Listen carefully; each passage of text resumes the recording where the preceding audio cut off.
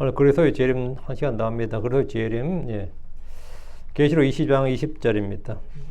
계시록 22장 20절 같이 읽습니다. 이것들을 증언하시는 분께서 이르시기를 반드시 내가 속히 가노라 하시니라. 아멘. 주 예수님이여 정녕 그와 같이 오시옵소서. 여기 보면 반드시 내가 속히 가리라 이런 의무 있죠. 가리라. 예. Surely I come quickly. I come 이 본요. 이게 한 한국 개혁 성경부터 시작해서 흠정력 최심판 되기 전까지, 그러니까 다 오리라였어요. 내가 속히 오리라였지 속히 가리라가 바뀐 게 얼마 안 됩니다. 내가 속히 가리라, 전부 다 모든 성기 다 내가 속히 오리라고 되어 있었지 한 번도 이 컴을 가리라고 번역한 적이 없어요. 다가 이제 처음으로 이제 얼마 전에 여기서 컴이 가리라다 한 거를 이제 곧 이렇게 수정한 겁니다. 컴은 오리라도 되고 가리라도 됩니다. 오리라도 되고 가려야 되는데 예를 들어서 내가 자식하고 전화하는데 애가 엄마가 빨리 와 할 때 컴을 하는데 자식도 다 바로 저쪽에 있는데 뭡니까? 내가 가는 중이야 할 때 I'm coming 그러죠. 내가 가는 중이야지 내가 오는 중에 그러진 않죠. 그럼 coming은 점점 가까워지는 건 무조건 com이에요. 나하고 내하고 가까워지면 그 2층에 있는 사람이 1층에서 엄마가 밥 먹으러 가면 얘 밥 먹으러 가요가 I'm coming입니다. 근데 내가 I'm going 하면 나 밖으로 나간다는 뜻입니다. 그거는. 그럼 밥 안 차려도 되는 거죠. 그건 뭐냐면 오라는 사람하고 응답하는 사람이 가까워지면 com이에요. 무조건. 꼴이라 가려 상관없이 가까워지면 com이고 멀어지면 go예요. 예. 그러니까 예수님이 이제 예수 com은 건 요한하고 예수님이 가까워지는 거죠. 그러면 그건 com이지. 한국말로는 가리라고요. 예. 이제 한국은 이제 come, go가 하기 구분되지만 영어로는 이제 come은 우리는 이제 무조건 이제 영어 단어 배울 때 처음 영어 배울 때 come은 오다, go는 가다 이래 이제 배워가지고 come은 무조건 다 오리라 이렇게 했는데 그게 아니라 come은 무조건 가까워지는 거, go는 무조건 멀어지는 겁니다. 그래서 이제 come을 이제 가리라 그 번역이 맞습니다. 반드시 내가 속히 가리라 또는 속히 가노라 뭐. 오늘 그리스도의 재림인데 잠깐 기도하기 시작합시다. 위대하고 거룩한 주 하나님 감사합니다. 하나님께 은혜 주셔서 주의 말씀을 풍성하게 허락하여 주시고 또 깨닫는 마음을 주실 간구하고 듣는 귀를 허락하여 주시고 또 전능자 주 하나님께서 복을 많이 주셔서 저희가 주의 재림의 소망 주께서 속히 오실 것을 기대하고 또 간절히 기다리는 그런 성도들 되도록 도와주시옵소서. 무엇보다 마음이 주님께로 향하게 하시고 위에 있는 것들로 향하도록 도우실 간구합니다. 주행을 충만케 하시고 은혜 허락하여 주시옵소서. 아버지 하나님 전한전한 듣는 자가 모두 주 앞에 있사오니 주 앞에서 참 주님 주시는 말씀을 받게 해주십시오. 감사드립니다. 주의 성기도합니다. 아멘. 예, 오늘 이 시간은 예수 그리스도의 재림에 관한 교리를 계속 공부하겠습니다. 성경적 기독교 신앙의 핵심 교리 중 하나가 바로 주 예수 그리스도의 재림입니다. 예, 주 예수 그리스도의 성육신 그게 초림이고 오심이고요. 그다음에 주 예수 그리스도의 다시 오심 이게 재림인데 이 교리는 구속사의 정점이자 믿는 자들에게는 영원한 소망을 불신자들에게는 최종적인 심판을 예고하는 종말론적 사건입니다. 재림의 본질을 깊이 이해하기 위해 우리는 먼저 성경이 이 사건을 묘사하기 위해 사용하는 세 가지 주요와 단어, 우리말로 전부 다 우리말로는 이제 나타나심 아니면 오심이라고 번역되는데 이제 헬라어로는 이제 세 가지 단어가 쓰입니다. 하나가 파루시아입니다. 이건 개인적인 임재입니다. 파루시아는 것은 주님께서 개인적으로 오시는 것. 이 단어 예수께서 단순히 영적 방식으로가 아니라 실제적으로 인격적으로 이 땅에 다시 오시는 사건을 강조하는데 데살로니가 4장 15절에 이는 이것을 우리가 주의 말씀으로 내게 말하니 곧 주께서 오실 때까지 살아서 남아있는 우리가 잠자는 자들보다 앞서지 못하기 때문이라. 주께서 오실 때까지 할 때 오실 때까지가 파루시아예요. 이렇게 기록해 있는데 재림을 이제 곧 주님의 개인적인 오심으로 정의하는 거죠. 주님께서 오실 때까지 되죠. 둘째는 이제 아포칼립시스가 하는데 영어로는 아포칼립스라고 합니다. 우리 계시록 할 때 아포칼립스라는 말을 쓰죠. 아포칼립스가 뭐냐 레블레이션입니다. 나타남, 계시. 그 문자 그대로 안 보이던 게 갑자기 앞으로 싹 나타나죠. 그게 리빌, 레블레이션이 되는 거죠. 그러니까 주님의 재림을 레블레이션 하는 건 뭐냐면 우리 눈에 감추어져 있던, 우리에게 감추어져 있던 하나님께서 이 땅에 현현하는 거죠. 그게 레블레이션입니다. 레블레이션인데 아포칼립시스인데 계시 또는 드러남이라는 뜻입니다. 이는 감추어져 있던 진리가 공개적으로 밝혀지는 걸 나타내고 특히 생명이신 그분, 하나님이신 그분께서 나타나심, 그래서 영광스러운 나타나심을 지칭합니다. 베드로전서 1장 7절에 너희 믿음에 달려는 불로 달려날지라도 썩어지는 금보다 훨씬 더 귀하니 예수 그리스도께서 나타나실 때에 칭찬과 존귀 영광으로 발견되게 하려 함이니라. 예수 그리스도께서 나타나실 때에 이게 아포칼립시스입니다. 이제 영어로는 아포칼립스라고 그러고요. 예. 여기 보면 이제 예수 그리스도께서 나타나실 때에 너의 믿음의 시련이 불로 단련될지라도 금보다 더 귀하여 칭찬과 영광과 존귀를 얻게 하려 함이라 기록하는데, 재림이 곧 그리스도의 영광스러운 재림, 영광스러운 나타나심을 분명히 합니다. 대체는 에피파네이아, 그냥 어피어런스, 나타남입니다. 특별히 그리스도의 영광스러운 현현을 가리키는데, 디모데후서 4장 8절에 이후로는 나를 위하여 의의 왕관이 마련되어 있나니 그것을 곧 곧 의로우신 심판자께서 그날에 내게 주실 것이요, 내게만 아니라 그분의 나타나심을 사랑하는 모든 자들에게 주시라. 여러분, 그분의 나타나심을 할 때 appearance, 나타나심을 사랑하는 모든 자들에게 주시라. 재림이 성도들의 소망이 근원이 되는 영광스러운 나타나심을 뜻합니다. 이 세단은 모두 한 가지 진리를, 그래서 재림을 모호하거나 상징적인 사건이 아니라 온 세상에 목도하는 공개적이고 개인적이고 영광스러운 임재와 재림의 때가 될 것이라는 점입니다. 일부에서는 재림을 그리스도께서 성도가 죽을 때 그 혼을 데려가기 위해서 오시는 것, 우리가 죽을 때 주님이 그 사람 각각 성도의 죽음을 이제 그 혼을 하늘로 데려가기 위해 오시는 것, 그게 곧 재림 아니냐, 이제 이런 주장이 있습니다. 그러나 이것은 개인적인 사견일 뿐이고, 요한계시록 1장 7절에 보면 보라 그분께서 구름들과 함께 오시느니라. 누가 죽었다고 주님이 구름들과 함께 오시질 않잖아요. 보라 그분께서 구름들과 함께 오시느니라. 이에 모든 눈이 그분을 보리라. 또 그분을 찌른 자들도 볼 것이요, 그리고 땅의 모든 족속들이 그분으로 인하여 통곡하리라. 참으로 그리하리라. 아멘인데, 이 공개적이고 가시적인 재림과는 전혀 다른 이야기죠. 사람 죽을 때 혼을 데려온다. 그런데 죽을 때 주님이 혼을 인도하지 않습니다. 천사를 보내서 천사가 뭐 지옥으로 가든지 그 혼을 지옥으로 데려가든지, 아니면 뭐 구약의 아브라함의 품으로 데려갔죠. 아니면 지금 같은 경우는 이제 하늘로 가진 천사가 오는데, 한국말로 이제 저승사자겠죠. 여기서는 죽음의 사자고, 성경에다 천사인데, 예. 성경이 말한 재림은 그런 게 아니고 가시적인, 문자적인, 물리적인 재림입니다. 그리스도의 초림이 지극히 겸손하고 비천한 모습이었다면 그분의 재림은 지극히 영광스럽고 권능 있는 모습이 될 겁니다. 사도행전 1장 10절에 11절에 보면 주님께서 하늘로 올라가신 방식이 눈으로 보는 가운데, 제자들이 눈으로 보는 가운데 공개적이고 물리적이었다는 거죠. 사도행전 1장 11절에 너희를 떠나 하늘로 들려 올라가신 동일한 이 예수님은 너희가 그분께서 하늘로 들어가시는 분 같은 방식으로 그렇게 오시리라. 이는 재림이 초림처럼 보잘것없는 모습이 아니라 성천하신 그대로 모습, 즉 개인적이고 육체적이며 가시적이고 권능을 동반한 사건을 확증해 줍니다. 재림의 시기와 방식에 대한 신학적 견해는 크게 세 가지로 나누는데, 첫째가 천년왕국을 기준으로 합니다. 천년왕국을 기준으로 해서 우리가 복음을 충분히 세상에 다 전해서 이 세상이 지상낙원이 되어야 된다 이거예요.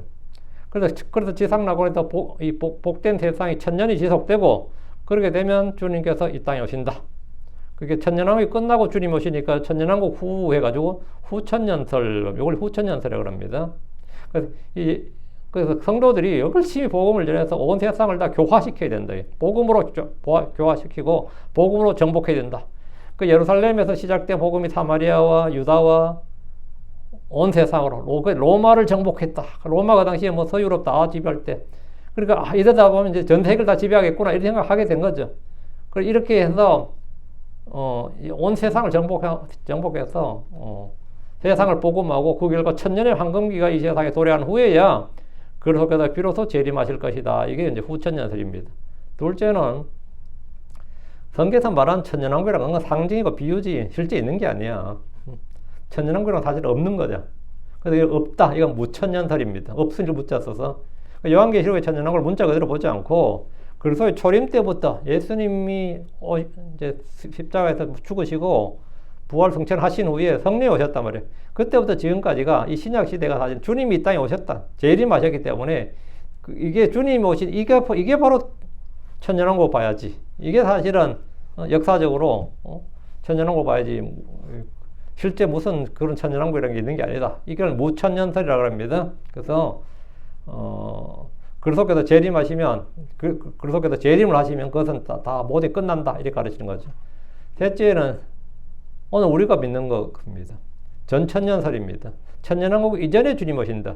주님이 오셔서 그분이 친히 왕좌에 오르시고 왕국을 세우신다. 그리고 주님이 천년을 통치하신다. 그분의 성도들과 함께 천년을 통치하신다. 그게 이제 전천년설이죠. 예. 그리스도께서 재림하신 후에 천년왕국이 시작된다고 믿습니다. 재림이 먼저고 천연왕국이 뒤가 되는 겁니다. 우리는 구약의 예언과 신약의 증언을 근거로 재림의 사건을 두 단계, 즉 비밀스러운 휴거, 랩츄르죠. 그리고 공개적인 재림, 이게 뭐냐, 레벨레이션, 재림을 나누어 살펴보는데 이게 전천년설입니다. 전천년설. 저희 교회에서 가르치는 건 이 전천년설이거죠. 휴거는 주님께서 성도를 만나기 위해서 공주로 오시는 때이고, 지상재림은 주님께서 성도를 함께 지상으로 내려와 천연왕국을 세우시는 때입니다. 이 두 단계에 대한 이해는 재림 교리의 그 세부적인 측면을 명확히 설명하는 데 필수적입니다. 또한 휴거 시점에 대한 논쟁, 휴거 시점은 또 환란 전에 오시느냐, 환란 중간에 오시느냐, 환란 후에 오시느냐, 이런 휴거 시점에 대한 논쟁, 이것도 중요한 주제가 되고요. 우리 성경이 제시하는 재림의 본질과 목적, 그리고 징조에 대해서 좀 공부를 하도록 하겠습니다. 그래서 재림의 확실성에 대한 가장 강력한 증거는 바로 그분의 초림에 관한 예언이 문자적으로 그리고 놀랍도록 정밀하게 성취되었다는 겁니다. 구약의 예언자들은 그래서 첫 오심에 대해서 초림에 수백 가지 예언을 하셨는데, 이사야 7장 14절, 그러므로 주께서 친히 한 표적을 내게 주시리라. 보라, 처녀가 수태하여 한 아들을 낳을 것이요 또 그의 이름을 임마누엘이라 부르리라. 이렇게 예언했는데, 이거 마태복음 1장 23절에 보라, 처녀가 아이를 위하여 한 아들을 낳을 것이요 또 그들이 그의 이름을 임마누엘이라 부르리. 이것을 해석하면 우리 함께 계신 하나님이시니라. 이렇게 해서 문자적으로 이사야 7장 14절이 딱 마태복음 1장 23절에 이게 문자적으로 역사적으로 딱 성취가 됐다고요.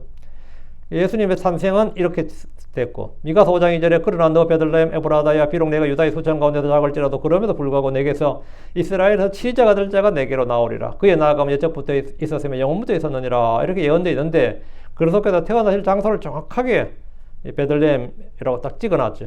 이 예언은 마태복음 2장 1절에서 이제 예수님께서 헤롯 왕의 날들에 유대의 베들레헴에서 태어나셨을 때 보라, 지혜자들이 동쪽으로부터 와서 예루살렘에 와서 이렇게 딱 동쪽으로부터 예루살렘 와서 이렇게 이 말씀으로 완벽하게 성취가 되었습니다. 예수님의 초림이 성경 예언과 탁 일치된 거죠. 이외에도 이사야 53장은 그리스도의 죽음, 고난과 죽음, 장사됨을 놀라울 만큼 상세하게 예언했고, 시편 22편은 그분이 십자가에서 고통을 마치 직접 목격한 것처럼 그렇게 기록했습니다. 이 모든 예언이 한치의 오차도 없이 성취되었기 때문에 우리는 재림에 대한 예언 또는 영적인 비유나 상징이 아니라 문자 그대로 성취될 것임을 확신할 수 있습니다. 재림에 대한 예언은 구약과 신약 전체에 걸쳐 풍성하게 기록되어 있습니다. 구약의 예언자들은 재림을 영광스럽고도 심판적인 사건으로 묘사했습니다. 다니엘 7장 13, 14절에 내가 밤에 현시들 속에서 보는데 보라, 사람의 아들 같은 한 분이 하늘의 구름들과 함께 와서 옛적부터 계신 이에게 가니 그들이 그를 그분 앞에 가까이 데려왔더라. 이에 그분께 통치와 영광과 한 왕국이 주어졌더라. 이 천년왕국이 하늘의 왕국이죠. 그분께 통치와 영광과 왕국이 주어졌더라. 이것은 모든 백성들과 민족들 언어들이 그를 섬기게 하려 하며 그분의 통치는 없어지지 아니하는 영존한 통치요 그분의 왕국은 멸망당하지 아니하리라 했습니다. 이게 이 예언의 말씀이 딱 주어져 있단 말이죠. 이 예언의 말씀이 딱 주어져 있는데, 예. 이 사람의 아들이 오시면 마태복음 25장 31절에 주님께서 사람의 아들이 그 영광 중에 모든 거룩한 천사들과 함께 올 때 그는 그분의 영광의 왕좌에 앉으리라. 이렇게 주님께서 이 다니엘 7장 13, 14절 말씀을 딱 자기에게 적용을 했어요. 예수님 자신이 이 말씀을 확정을 하셨다는 거죠. 이 예언은 초림 때 성취되지 않았기 때문에 장차에서 영광스러운 재림을 명확히 가르칩니다. 주님이 이미 이 땅에 육신으로 오셨는데 그분이 올 때에 이렇게 말했거든요. 그의 영광 중에 그 모든 거룩한 천사들과 함께 올 때에 그는 그분의 영광의 왕좌에 앉으리라. 초림 때는 주님이 왕좌에 앉으신 적이 없습니다. 왕좌에 앉으신 적이 없어요. 물론 제자들은 그분이 간절히 왕좌에 앉기를 원했지만 주님 왕좌에 앉는 것이 아니라 십자가 위에 못 박히셨습니다. 왕좌에 앉은 게 아니라 무덤에 묻히셨어요. 그리고 이거는 분명히 재림에 관한 말씀이고 주님은 바로 재림 때 이렇게 한다는 거죠. 신약 성경 역시 재림에 대한 증언으로 가득 차 있습니다. 바울 사도는 재림의 영광을 바라보며 성도들에게 거룩한 삶을 살도록 촉구했습니다. 디모데전서 6장 4절에 우리 안에 거하신 성신님이 내게 맡겨진 그 선한 것을 지키라 했습니다. 이렇게 기록하는데 또 부활하신 그리스도께서 승천하실 때 천사들이 증언한 말씀은 재림의 가장 명확한 증거 중 하나입니다. 사도행전 1장 10절 11절에 이 천사들이 제자들에게 분명히 주님이 너희들이 본 이 주님이 이 동일한 예수님이 말해. 이분이 너희를 떠나 하늘로 들려 올라가신 동일한 이 예수님은 너희가 그분께서 하늘로 들어가심을 보면 같은 방식으로 그렇게 오시리라. 재림의 방식이 딱 못 박혀 있는데 오시는 분이 누구냐면 동일한 예수님이요. 십자가에 못 박히시고 묻히셨다가 부활하신 그 동일한 예수님이 오신다고. 어떤 방식으로? 너희가 하늘로 들어가심을 본 같은 방식으로 그렇게 오시리라. 그렇게 오신다고요. 그렇게 안 오시면 다 성경적인 그 예수가 아닌 거죠. 그는 뭐 마귀든지 뭐 다른 거죠. 여기서 본 그대로 할 때 이게 in like manner거든. 똑같은 방식으로 이 말이에요. 이 표현은 재림이 단순히 영적으로 그 성령을 통해서 임한다. 성령을 통해서 임한 거는 같은 방식이 아니잖아요. 오순절에 성령이 재림이라면 그건 같은 방식이 아니라고. 그건 재림이 아닌 거죠. 같은 방식으로 in like manner, 같은 방식으로 이 표현은 재림이 단순히 영적인 임재가 아니고, 영적인 임재가 아니라 육체적이고 가시적인 재림을 다시 한번 강조합니다. 이 모든 예언은 그리스도의 재림이 성경이 정하는 가장 확실하고 가장 기대되는 사건임을 입증하는 겁니다. 재림의 시기와 목적이, 그리스도의 재림의 시기는 인간의 지혜로 알 수 없는 오직 하나님 아버지의 고유한 영역에 속합니다. 마태복음 24장 36절에 그러나 그날과 그 시각에 관해서는 아무도 알지 못하나니 아니라 하늘의 천사들도 알지 못하고 오직 내 아버지만 아시느니라 했습니다. 이것은 인간의 구원이란 중차대한 사명을 수행하기 위해서 자원하여 인성을 입으셨던 사람의 아들로서의 예수님의 겸손을 보여줍니다. 비록 하나님으로서 예수님은 전지전능이죠. 전지하셨지만 인간의 몸을 입으셨을 때는 그분의 전능과 전지를 제한했습니다.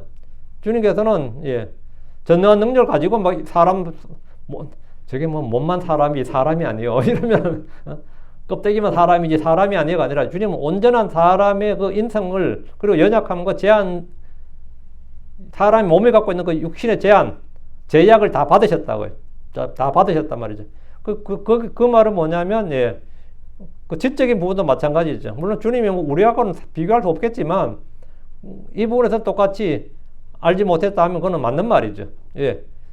주님은 전지하시지만, 인간의 몸을 입으셨을 때는 그분의 전능하심과 전지하심, 그런 것을 제한하셔서 알 수 있습니다. 이처럼 재림의 날짜가 비밀에 붙여진 것은 성도들로 하여금 항상 깨어있고 준비된 삶을 살도록 하기 위해서입니다. 흥미로운 것은 성경은 재림의 시기가 단순히 정해진 운명이 아니라 인간의 행위에 따라 앞당겨지거나 늦춰질 수 있음을 시사한다는 겁니다. 성경 이 말씀 보면은 그런 게 있죠. 베드로 3장 12절에 하나님의 날이 오는 것을 바라보며 서두르라 이런 말씀이에요. 서두르라. 뭘 서두르라는 거예요?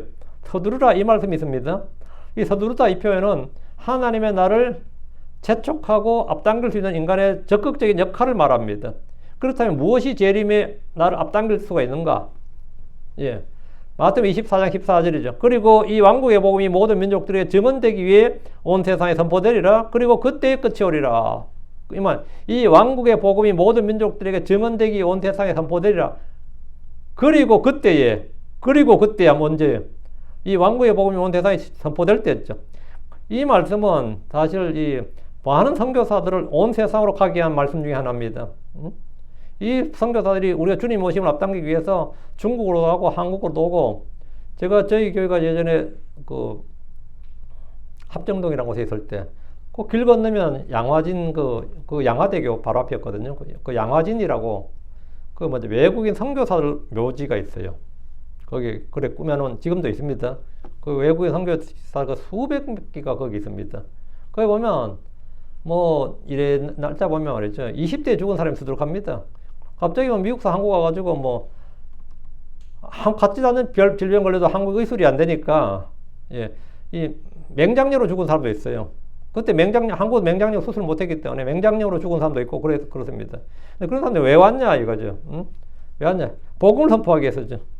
복음을 선포하면 그때 끝이 온다 그러니까 이제 우리는 교리로 알죠 이게. 왕국 복음이고 모든 민족들이다. 근데 이 말씀은 이제 어떻게 이해를 했냐면 이게 공산주의 국가에 다 선포해야 된다. 무슬림 국가에 다 선포해야 된다. 아프리카 오지에 다 선포해야 된다. 뭐 이런 식으로 해석을 했어요 실제로. 또 땅끝까지 이르러 내 증이 되리라니까 땅끝까지가 땅끝이 어딨냐 뭐 이런 식으로. 그럼 주님 오신다고 본 거죠. 그래서 복음을 온 세상에 선포해야 주님 오신다 이렇게 했는데 이건 이제 왕국 복음입니다. 지금 우리가 전한 건 은혜의 복음이고요. 왕국 복음이 모든 민족들에게 하는데 이건 이제 대환란 때 13만 4천명이 복음을 전한다 이 말이에요. 그리고 그게 끝나면 두 증인이 복음을 전하고 그 이야기인데 그리고 나서 온다 이거죠. 즉 온 세상에 복음이 전파된 속도가 지금 은혜의 복음이고 그때 왕국 복음이 다 전파되면 오는데 왕국 복음이 언제 다 선포되느냐 이거지.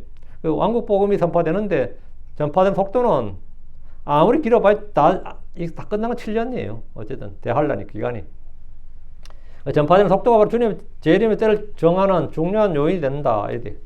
이는 그리스도인들의 복음 전파의 삶이 얼마나 시급하고 중요한지를 일깨워줍니다. 그리스도의 재림은 단 하나의 목적만을 가진 사건이 아닙니다. 이런 여러 가지 중차대한 목적을 동시에 성취하는 복합적인 사건인데, 첫째, 재림은 성도들의 구원의 완성입니다. 초림은 구원의 시작이죠. 재림은 구원의 완성이에요. 그리스도께서는 초림 때 우리의 죄를 속량하시고 우리를 죄의 권태와 형벌에서 구원하셨습니다. 이건 혼의 구원이죠. 이게 시작이에요. 영은 다시 거듭났죠. 이제 남은 게 뭐죠? 몸입니다. 몸의 구속까지가 돼야 사실은 그 사람이 다 구원받은 거죠. 그래서 재림은 몸의 구원, 몸의 구속, 몸의 변화. 그래서 이것이 뭐냐? 구원의 완성이라고요. 육신에 남아있는 죄의 존재로부터 완전한 구원은 재림 때 이루어집니다. 히브리서 9장 28절에 그래서 그리스도께서 많은 사람의 죄를 짊어지시려고 단 한 번 드려주셨느니라. 그리고 자신을 기다린 자들에게 그분께서 두 번째로 나타났사. 재림이죠. 두 번째로 나타났사. 자신을 기다린 자들에게 두 번째로 나타나사 죄 없이 구원에 이르게 하시라. 이제 죄의 몸을 벗는 거죠. 죄의 몸을 벗어야 우리가 죄 없이가 되는 거죠. 사망의 몸을 벗어야 사망이 없는 겁니다. 내가 죄의 몸과 사망의 몸을 입고 있는데 죄 없이 사망, 이게 말이 안 되고, 죄의 몸을 벗고 사망의 몸을 벗고 거룩한 몸, 영광스러운 몸, 이 불멸의 몸, 죽지 않을 몸 말이죠. 그 몸을 입어야지 뭐죠? 예, 죄 없이 구원에 이르게 하시느니라. 이거 몸에 관한 겁니다. 초림은 혼에 관한 것이고 재림은 몸에 관한 거죠. 재림은 바로 우리의 몸이 영광스러운 몸으로 변화돼서 죄로부터 완전히 자유롭게 되는 구원의 최종 단계입니다. 예.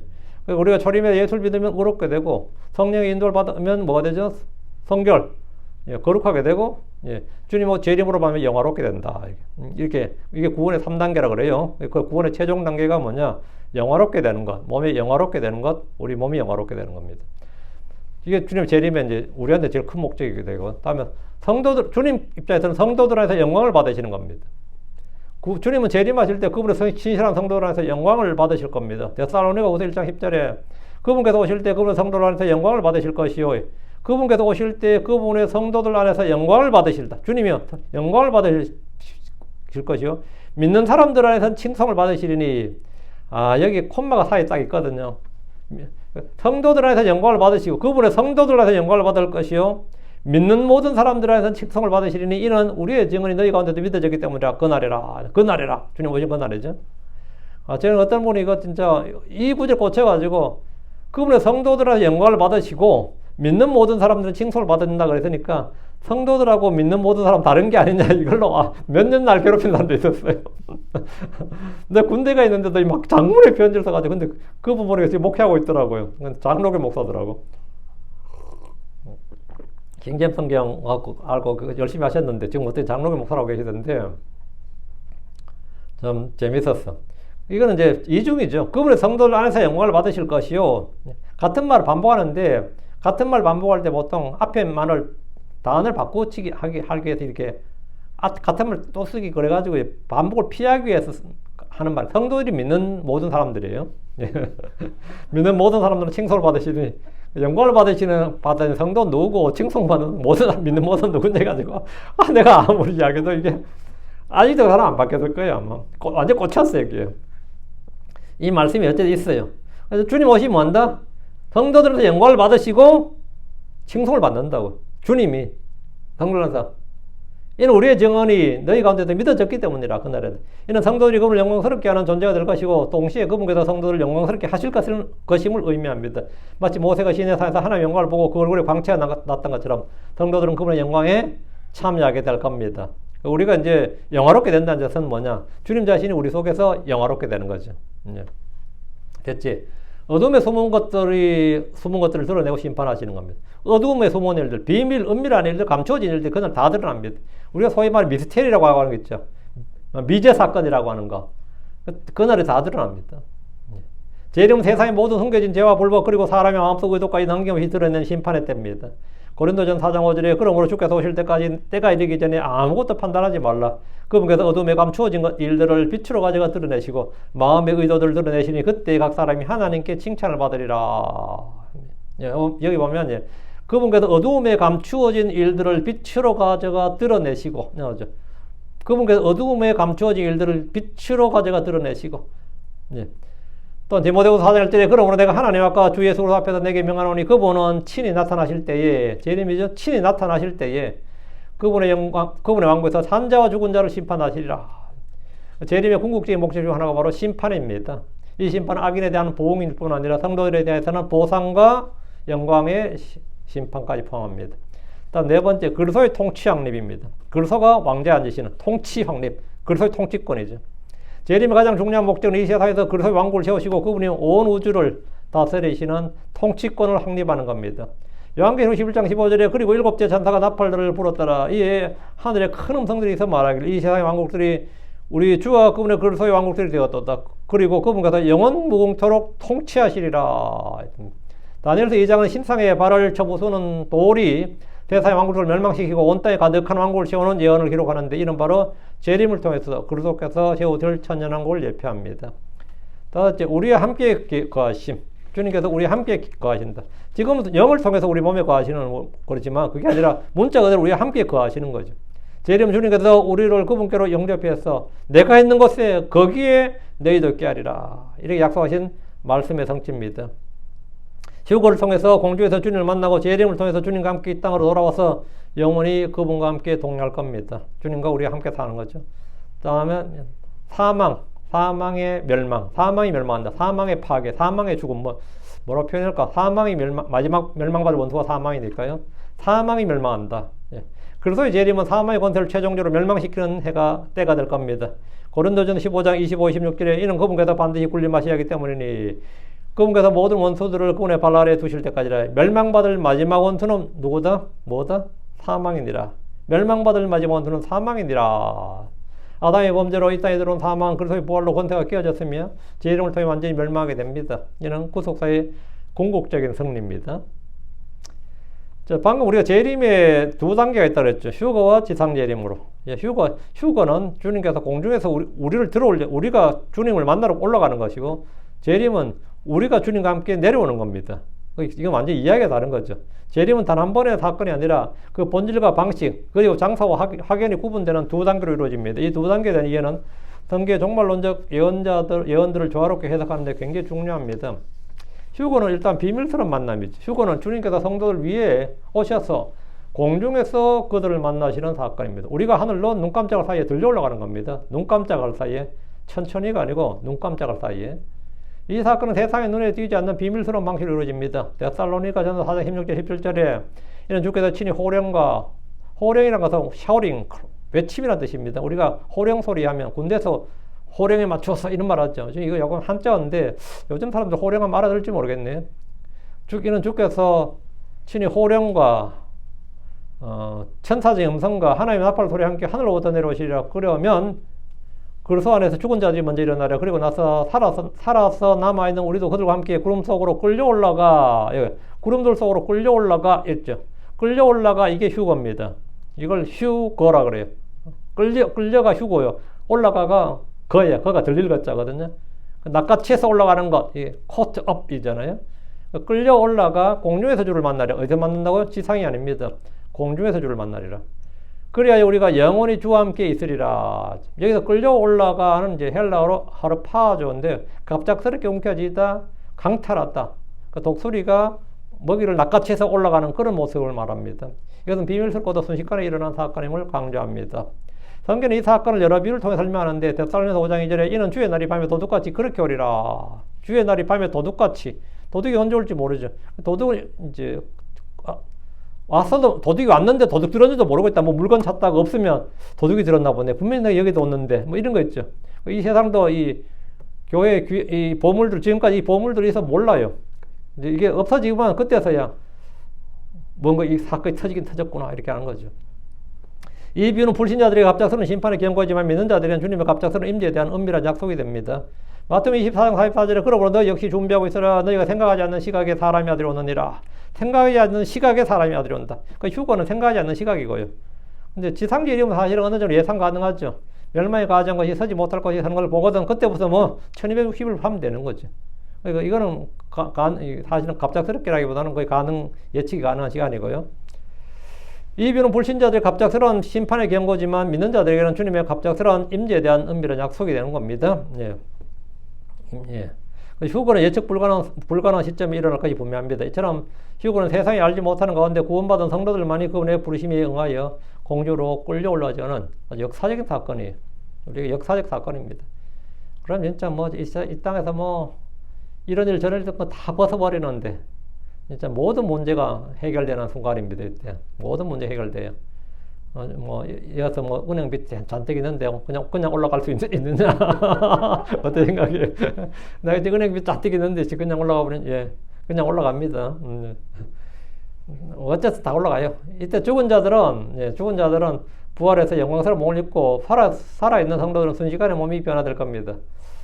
예, 다음 이게 휴거고, 다음 계시. 그 이제 지상재림이죠. 이게 공개적인 현현이라 그래요.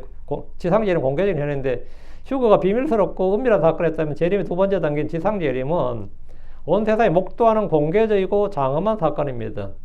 요한계시록 1장 7절에 보면 뭐라 그분께서 구름들과 함께 오시느니라. 여기서 구름들과 함께 오신다는 구름은 시내산에 있었던 구름 있죠. 주님이 강림할 때 그 구름이에요. 그거.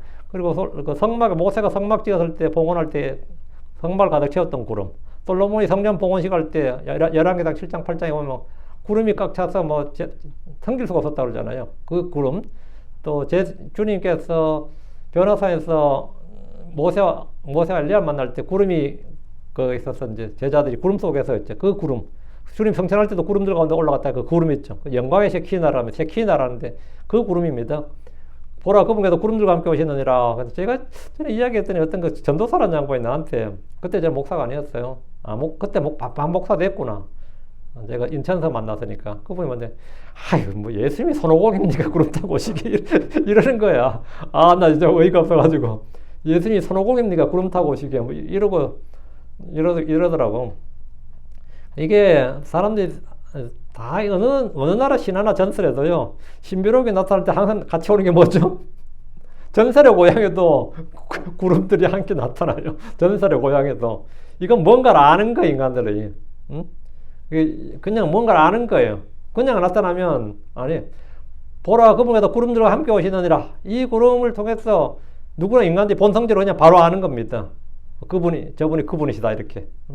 예, 모든 눈이 그분을 보리라. 또 그분을 찌른 자들도 볼 것이요. 그리고 땅의 모든 족속들이 그분으로 인하여 통곡하리라. 참으로 그러하리라. 아멘인데 이는 그분의 오심이 온 인류에게 분명하게 드러날 것임을 의미합니다. 마태복음 24장 3절에 그리고 그때 사람의 아들이 표적이 하늘에 나타나리라. 표적이 나타난다잖아요.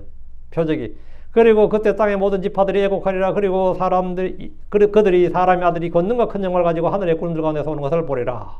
하늘의 구름들 가운데 오는 걸 본다잖아요. 보리라. 보는 거죠. 그러면 이건 무슬림들이나 뭐 유대교인들은 이제 뒤집어질 이야기고요. 뭐 불교도들이나 뭐 세상에 이 종교가 얼마나 많아요. 자기들이 믿었던 모든 그거 했던 다 거짓이고 누가 예수가 사실이었구나 그러죠. 이거 예수만이 참 하나님이었구나 하는 걸 알게 된 거죠. 그 애곡하지. 그래서 이 공개적인 나타남이 단순한 계시가 아니라 불신자들에겐 통곡과 심판의 때임을 분명히 합니다. 이 단계의 재림은 휴거와 달리 공중이 아니라 지상으로 이루어집니다. 스가랴 14장 4절에 그날에 그분의 발이 예루살렘 앞 동쪽에 있는 올리브 산 위에 서실 것이요. 주님께서 올리브 산에서 승천하셨죠. 올리브 산 위에 서신다고요. 그리고 그 산의 절반은 북쪽으로 그 산의 반은 남쪽으로 옮겨지리라. 절반은 산이 쪼개져 가지고 이게 이제 소위 말하는 이게 지형 변화예요. 주님의 재림을 말미암아서 지금 5대영 6대로 돼 있는데 이 5대영 6대력이 어떻게 변화될지 몰라요. 아마 처음 이 노아 홍수 이전처럼 땅과 바다로 딱 나눠질 수도 있고 아마 엄청난 지형 변환이 있을 겁니다. 그래서 절반은 북쪽으로 그 산의 절반은 남쪽으로 옮겨지리라 예언합니다. 이는 주께서 지상에 오셔서 발을 디딜 장소까지 정확하게 예언하고 있는 거예요. 그래서 재림의 문자적 성취를 확정합니다. 또한 주님께서는 혼자 오시는 것이 아니라 휴거된 성도들과 함께 재림하실 겁니다. 데살로니가 전서 3장 13절에 이런 목적으로 그분께서 너희 마음을 하나님 곧 우리 아버지 앞에서 우리 주 예수 그리스도께서 그분의 모든 성도들과 함께 오실 때 마태복음에서는 그분의 거룩한 천사들과 함께 오실 때 이랬잖아요. 영광 중에 그죠? 근데 여기는 그분의 모든 성도들과 함께 오실 때 그 휴거는 그분 성도들 위에서 오시는 거고 지상재림은 그분 성도들과 함께 오시는 거예요. 우리가 올라갔으니까 함께 오는 거죠. 성도들과 함께 오실 때 거룩함 안에서 흠없이 굳게 세우시려 하심이니라. 이는 재림의 때 성도들이 주님과 함께 왕과 제사장으로서 이 땅에 통치하러 내려올 것임을 시사합니다. 주님은 이때 불꽃 가운데 나타나 하나님을 모르는 자들과 복음에 순종하지 않는 자들에 보응하시고 우리 말은 짐승, 거짓, 적그리스도라고 하죠. 짐승과 거짓 예언자를 멸망시킬 겁니다. 그리고 사탄은 묶어서 결박해서 끝없이 깊은 구덩이에 던져놓은 천년형이에요. 천년형. 천년형이 끝나고 나서 다시 석방됩니다. 사탄은. 사탄은 석방돼요. 사탄의 죄가 그렇게 안 큰가 봐. 그죠? 천년밖에 하니까. 천년형이니까. 그 천년간 집어넣고, 천년 후에 석방이 돼요. 가석방이든 하든 석방이 됩니다. 그때 이제 온 땅에 있는 모든 사람들 다시 미혹을 해. 그게 마지막 전쟁이 사실. 천년왕 마지막에 어린 양의 도성을 할 때, 곡간마국을 미혹해서 어린 양의 도성을 포위할 때, 주님께서 이번에 뭐 전쟁이, 아마겟돈 전쟁이 벌어진 게 아니라 하늘에서 불을 내려서 그냥 한 번에 그냥 단숨에 멸망시켜버리고 지금 우리가 보이는 하늘과 땅은 다 없어집니다. 불에 다 녹아 없어지고 새하늘과 새 땅, 의가 가는 새하늘과 새 땅이 다시 등장하는 거죠. 이거는 뭐 재림 이야기하고 천년왕 끝난 이야기고요. 하여튼 그때 이제 사탄은 이제 완전히 끝나는 겁니다. 그러니까 천년 갇혀 있는 거나 뭐 나와서 잠깐 설치다가 그랬더니 뭐 불에 타 죽는 거나 뭐 다 그게 그거지 뭐. 그게 좀 더 한 건가?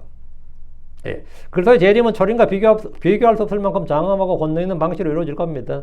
성경은 그분의 재림의 방식을 여러 가지 묘사하는데 첫째가 이제 구름을 타고 그랬죠. 다니엘 7장 13절이나 마태복음 24장 30절은 모두 사람의 아들이 하늘에 구름을 타고 오실 것을 예언합니다. 이는 단순한 비유가 아니라 하나님의 영광과 임재를 보여주는 그 구름으로 신의 산에서 성막과 성전을 봉헌할 때 나타났던 구름이고 변화산에서 보였던 구름이고 주님께서 하늘로 올라가실 때 보여졌던 바로 그 구름입니다. 다음 예수님께서 오실 때 아버지의 영광과 자신의 영광 가운데 오신다 그랬죠. 마태복음 16장 21절에 이는 사람의 아들이 자기 아버지의 영광 중에 자신의 천사들과 함께 올 것이요 그때 그가 모든 사람에게 그의 행위대로 보상해 주리라. 영광 중에 천사들과 함께 온다 그랬어요. 25장 1절에 사람의 아들이 그의 영광 중에 모든 거룩한 천사들과 함께 올 때 그는 그분의 영광의 왕좌에 앉으리라. 영광의 왕좌에 앉으리라. 왕좌에 앉는다. 주님이 이제 왕국을 세우셨으니까 왕국을 세워서 왕좌에 앉으신 거죠. 그래서 주님이 만왕의 왕, 만주의 주가 되시는 겁니다. 그분의 재림은 이 세상의 어떤 왕이나 군대의 영광보다 훨씬 더 뛰어나고 압도적인 영광을 동반할 겁니다. 세 번째, 불꽃 가운데 데살로니가 1장 8절에 하나님을 알지 못하는 자들과 우리 주 예수의 복음 순종치 아니한 자들을 위해 타오르는 불로 징벌하시라 하거든요. 타오르는 불로 징벌하신다. 타오르는 불로. 그래서 재림의 심판적인 측면을 강조하는데 불은 성경에서 자주 하나님의 거룩하신과 심판의 상징으로 사용됩니다. 다음에 큰 권능과 영광으로 오신다 그랬는데 마태복음 24장 30절에 그리고 그들이 사람의 아들이 이 권능과 큰 영광을 가지고 하늘의 구름들 가운데서 오는 것을 보리라. 이 권능 모든 원수를 그분의 발 아래 두시고 사망을 멸망시키는 절대적인 능력입니다. 다섯째, 성천하신 그대로 그 모습 그대로 똑같은 방식으로 오신다. 사도행전 1장 11절의 약속대로 그리스도께서는 초림 때와 같이 영적인 존재가 아니라 부활하신 영광스러운 몸을 그대로 입고 이 땅에 오실 겁니다. 다음에 호령 소리, 외침이라는 외침, 천사의 음성, 하나님 나팔 소리였는데 이거는 주로 천둥 소리를 말해요. 천둥 소리인데 데살로니가서 4장 16절에 휴거 때 주님께서 이는 주께서 친히 호령과 천사의 음성과 하나님의 나팔 소리와 함께 하늘로부터 내려오시라. 그러면 그리스도 안에서 죽은 자들이 먼저 일어나리라 합니다. 이런 영적인 영역에서 일어난 장엄하고도 질서정연한 사건을 묘사합니다. 성도들과 천사들을 동반해서 데살로니가 3장 13절, 마태복음 16장 27절에 따르면 재림의 단계에서 주님은 그의 모든 성도들과 거룩한 천사들을 함께 데리고 오십니다. 대동하고 오신다고. 이는 그분의 오심이 승리자의 계산 행렬과 계산 행진과 같은 그런 것임을 보여줍니다. 그리고 오시는 건 갑작스레 오신다. 마가복음 13장 36절에 그가 갑자기 와서 너희가 자는 것을 보지 않도록 하라 했거든요. 그분이 갑자기 와서 이는 준비되지 않는 자들에게 갑작스러운 재앙이지만 깨어있는 자들에게 놀라운 구원의 순간이 될 겁니다. 그리스도께서 재림의 시기를 알 수 없다고 말씀하셨지만 동시에 그날이 가까이 왔음을 알 수 있는 여러 가지 징조들을 주셨습니다. 그 날과 그 시간은 알 수 없는데 그 시즌은 알 수 있다고. 시즌은 알 수 있다고 말씀하셨어요. 시즌을 알 수 있다. 그리고 그런 징조들은 세상에 보인다. 징조를 보이죠. 저도 뭐 그걸만 보면 이제 얼마 안 남았구나, 갈 날이 얼마 안 남았구나 하는 것을 날마다 보죠. 그 징조를 보잖아요. 머리가 뒤로 밀린다든가, 이빨이 흔들린다든가, 눈이 침침하다든가, 어때. 이제 내가 사인을 하려면 안경 벗고 하거든요.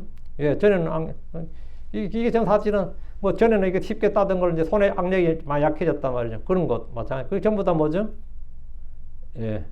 제가 죽음으로 점점 내가 가고 있다는 뜻이에요. 죽음이 점점 가까이 오고 있다는. 나는 언제 죽을지 그 날짜인지는 모르지만 점점 가면서 뭘 알 수 있어요. 사인은 주님께서 수없이 계속해서 내 몸에 보여주고 있는 거죠. 사인을 보여주고 있는 겁니다. 주님 이럴 수가 있습니까? 나한테 아무것도 뭐 오늘 갑자기 오라고 하면 어떡합니까? 그러면 주님 그렇게 하는데 수없이 네 몸에 사인을 보여줬다 그래요. 수없이 네 몸에 사인을 보여줬다고. 응?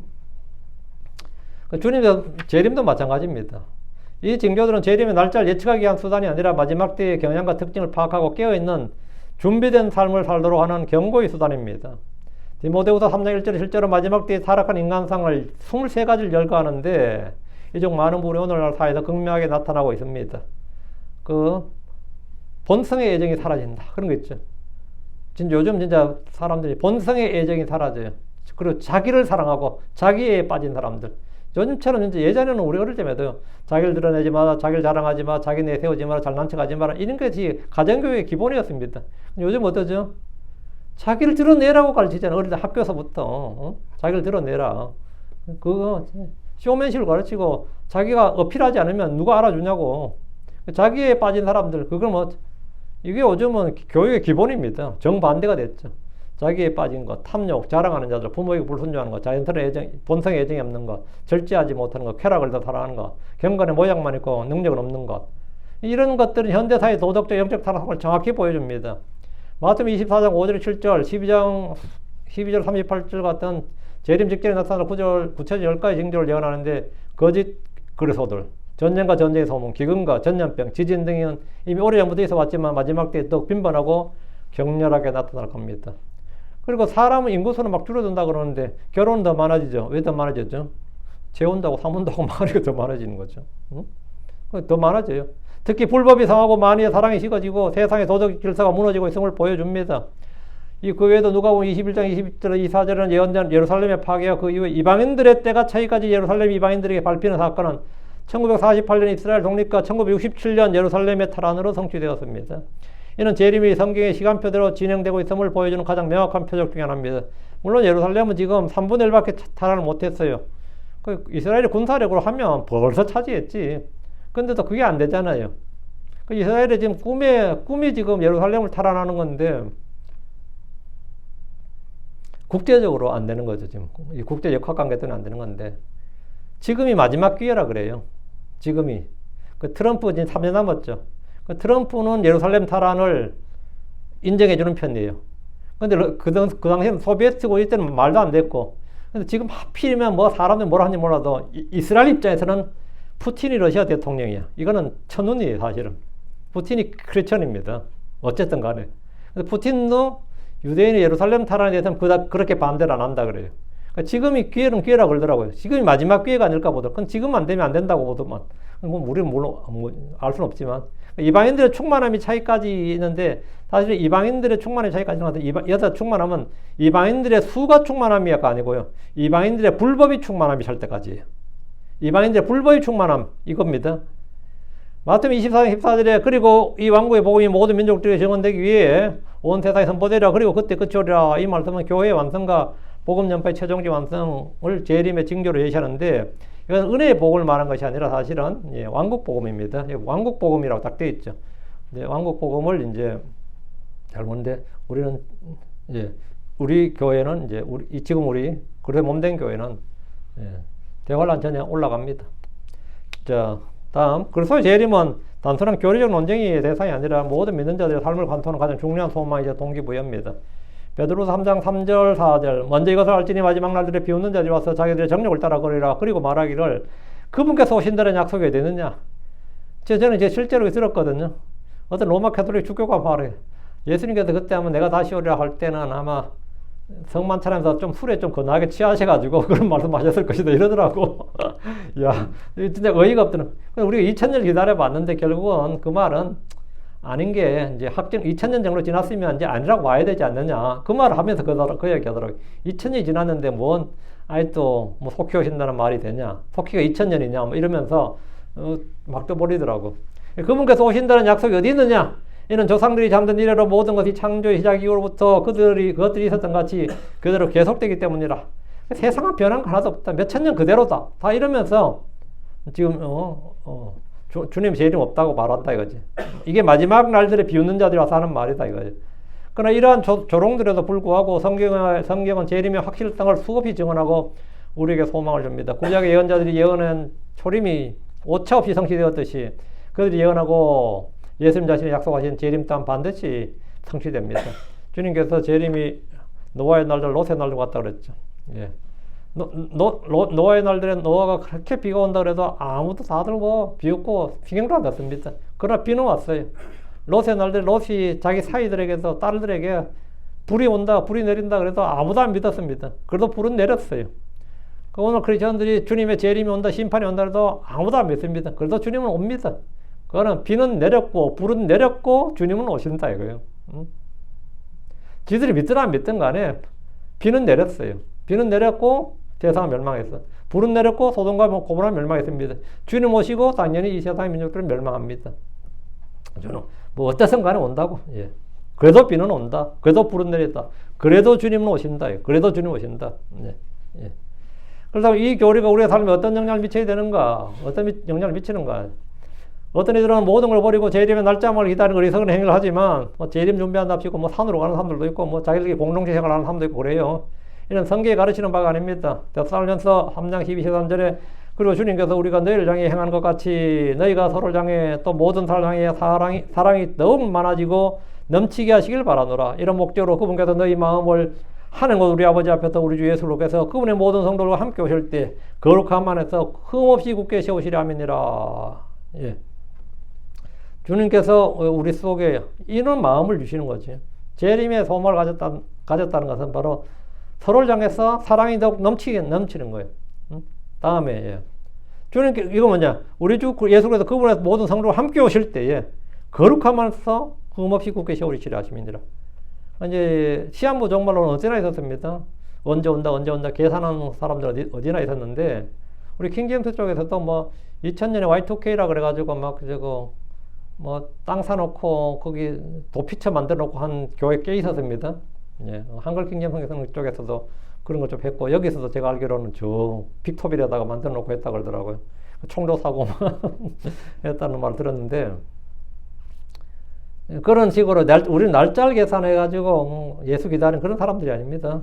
우리 일상생활에서 재림의 소망은 우리로 하여금 경건하고 거룩한 삶을 살게 하는 동기가 되어야 됩니다. 우리는 세상의 유혹과 죄를 멀리하고 모든 일에 성실히 임하며 주님께 영광을 돌리는 삶을 살아야 됩니다. 마치 주님께서 앞으로 100년 동안 오지 않는다. 1000년 동안 앞으로 내가 살고 있는 이 시대도 앞으로 1000년 동안 오시지 않는다 해도 그냥 부지런히 일하고 계획하고 동시에 오늘 밤이라도 오실 것처럼 그렇게 깨어서 기도하고 순결한 삶을 살아야 됩니다.